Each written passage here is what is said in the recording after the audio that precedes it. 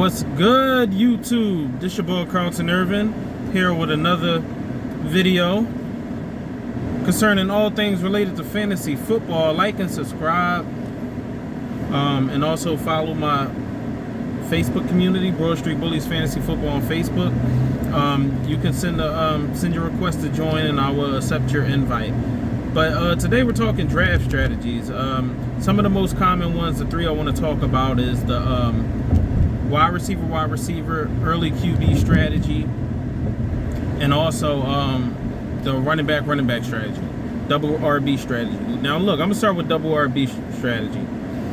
Double RBs, you get them two anchor running backs that can help you, and if they're solid running backs and you draft well, you're gonna have a solid team. But the thing about it is, now in today's NFL is more pass oriented. It's really a handful of running backs that are going to get, like, if you're looking for 17, 20 touch guys, like you got Derrick Henry, CMC on some days, Austin Eckler, but that might get scaled back a little bit because he doesn't want to catch the ball. He says it in interviews, he doesn't want to catch the ball as much. He's a running back. But when you draft double RBs, you're going to have to take into consideration the fact that if you don't hit on at least one or two of them RBs, you're going to be in trouble. I have experience from that. You know, last year I drafted James Conner and Alvin Kamara, synced my season. But if you're drafting well and you get wide receivers, it depends on the size of your league as well, because you can have a 12-team league and go double RB and still be able to get real solid, wide receiver options for your team. But if you're in like a 16-teamer, you go double RB, you done missed out on a lot of like wide receivers. You done missed out on probably the top tight ends. You probably done missed out on some of the top QBs and stuff like that. So I mean, I think double RB for a 12-teamer is a solid strategy, because you can still get pretty good options at wide receiver because of the size of the league. But 16-teamer, no, I probably wouldn't recommend it. I would say get a wide receiver, have your lineup balanced, especially based on how the roster construction is and the scoring is. Now, wide receiver, people are tending to go like heavy wide receivers first, and that's good because when you see a heavy wide receiver team, if you get like somebody like AJ Brown and let's say in a 12-team league, AJ Brown and let's say hypothetically you got the 11th pick, you went Amon-Ra St. Brown and came back and got like maybe Jalen Waddle or Devontae Smith or something like that, you're going to be set. Now, if you go too heavy at wide receiver, but you neglect the other positions, like if you go 3-4 straight wide receivers, people do it, but I'm not going to do it personally, but people do it. The most I went before I did went 3 straight wide receivers at one point in 2017, and I won a championship based on that. But I did get a little lucky because of the simple fact that I managed to pick up Alvin Kamara off the waiver wire.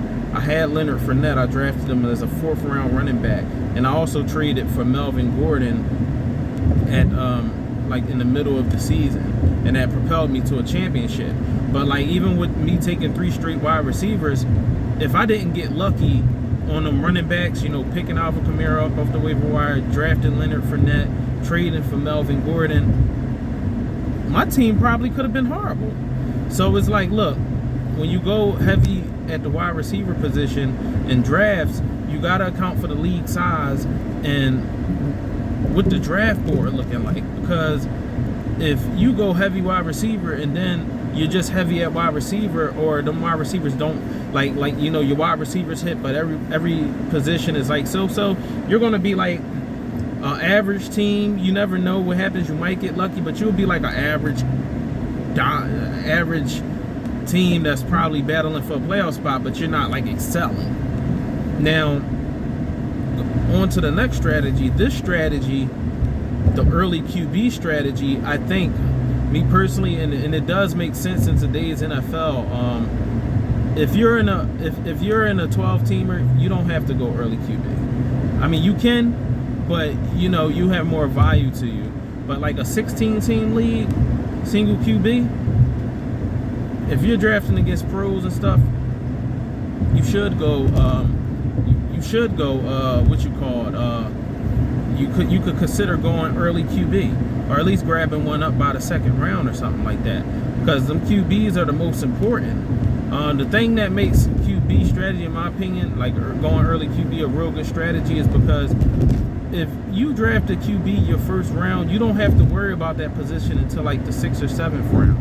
And just when people starting to, like, people win on quarterbacks and starting to, you know, pick their QBs, you can get your second QB, and you'll still have probably some based on the draft board and how you draft it, you'll still have good options to be a backup to your top flight QB. Like good options like Jared Goff. You know, you still got Matthew Stafford.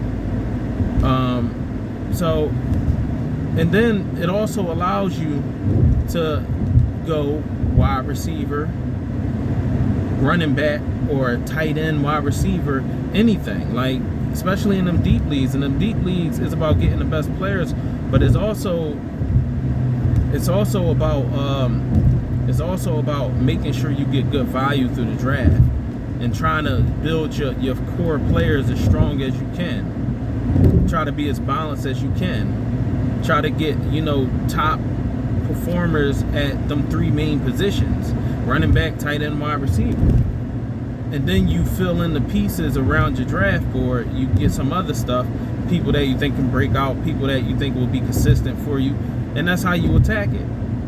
But that's really all I gotta say. Like you know, with these draft strategies, there's drawbacks and advantages to each and every last one of them. But you just gotta, it depends on, if you do these strategies and stuff, it depends on how you draft. Like, you know, it depends on how you draft, what's in your mind. Like, are you gonna hit on them picks? Because if you don't hit on the picks with certain strategies, even the early QB strategy, what if your QB busts?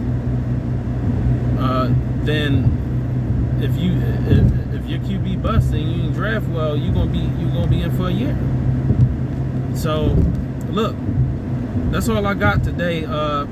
Please like and subscribe to the channel. I will be dropping content.